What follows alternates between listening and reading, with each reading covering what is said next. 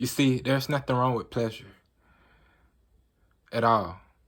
The only problem is when you mistake pleasure for freedom. You have to have understanding on your spiritual journey as well. If you think that pleasure will bring you freedom, one day it'll catch up to you.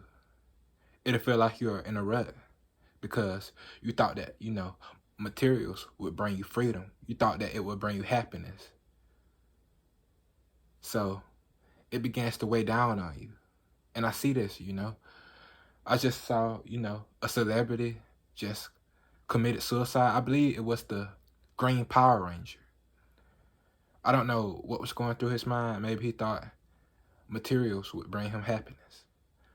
But, it didn't really bring him happiness.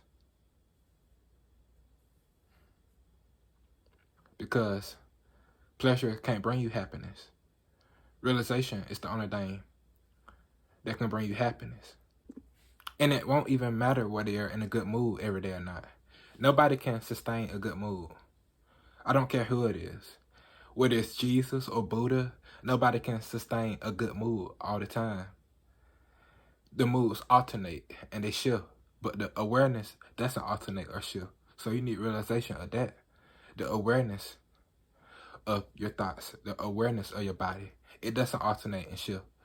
That is true solidity. That is true peace. That is true freedom. The realization of that. There's a difference between pleasure and freedom. Pleasure is always temporary, and freedom is always eternal. We have eternal freedom as awareness. To not be this body or this mind. To not be anything physical or tangible. That is eternal freedom.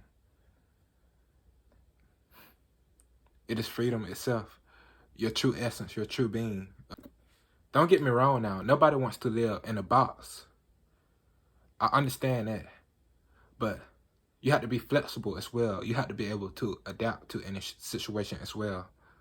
You have to be able to overcome anything. And when you know that you're awareness, you can be unaware of the fact that you're always aware. If you're unaware of that, then how can you adapt to a situation? Once you know that you're the awareness of your thoughts and that it never goes, it is your true essence, it is who you truly are, then you become flexible. You're able to adapt to any environment. It doesn't matter what it is. You'll be happy in any situation. You'll be at ease. You need to come to a total ease, not halfway, Oh, I did this spiritual practice. Oh, I'm done. Yeah, I'm calling myself spiritual. You have to go all the way. You have to see for yourself. You have to meditate the right way. See for yourself that you're the awareness of your thoughts. That this awareness doesn't come or go. It's eternal. You have to see for yourself. You have to confirm over and over again until you grasp it entirely. And you'll know when you do it. We should never put pleasure over freedom because we can't trick our own conscious. It'll be there, in the bottom of your subconscious mind, it'll be there in the bottom. It'll never go away. It'll always just stay there, on choosing, pleasure over freedom. On choosing, becoming over being. When being is there before all becomings. Don't attach any labels to the self that you are. The eternal self doesn't need any labels. It doesn't need any help. When you just sit and don't offer your help, don't offer your support to it, just be it. To know yourself, you have to be yourself.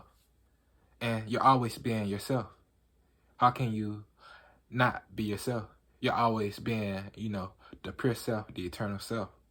And that is true meditation, to know that you're always being the pure self, the eternal self. And that is true freedom, to know who you are. But freedom can never come from pleasures, because pleasures come from what you truly are. You have to exist first in order to experience pleasures. So being is more powerful than becoming. And thank you for watching. And I hope that this video could, give you a better understanding on pleasure and freedom and the difference between them. And have a wonderful day.